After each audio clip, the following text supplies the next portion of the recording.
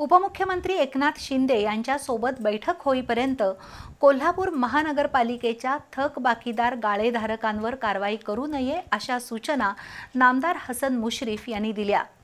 महापालिकेच्या गाळेधारकांकडे सन 2015 पासून सुमारे 104 कोटी रुपये थकीत आहेत।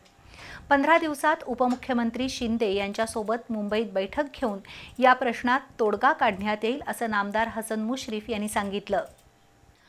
कोल्हापूर महानगरपालिकेच्या मालकीच्या इमारतीमधील अनेक गाळे भाडे कराराने देण्यात आले आहेत।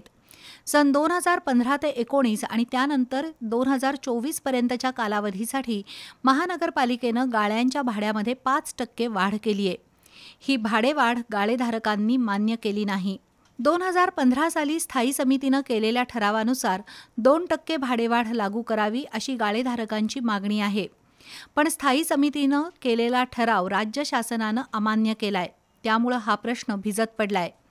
दरवर्षी मार्च एंडिंगला वसुलीसाठी गाळे सील केले जातात, त्यातून काही रक्कम वसूल होते। यावर्षी गाळ्याच्या भाड्यातून 18 कोटी 81 लाख रुपये वसूल झाले आहेत। पण 2015 पासून आजपर्यंत मूळ भाडे, दंड आणि व्याज अशी एकूण 104 कोटी रुपयांची थकबाकी आहे। या पार्श्वभूमीवर महानगरपालिकेच्या गाळेधारकांनी आज नामदार हसन मुश्रीफ यांची भेट घेतली। दंड व्याज माफ करावं आणि 2% भाडेवाढ लागू करावी अशी मागणी गाळेधारकांनी केली, तर शासन निर्णयात बदल करण्याचा अधिकार महापालिकेला नसल्याचं आयुक्त के मंजुलक्ष्मी यांनी सांगितलं।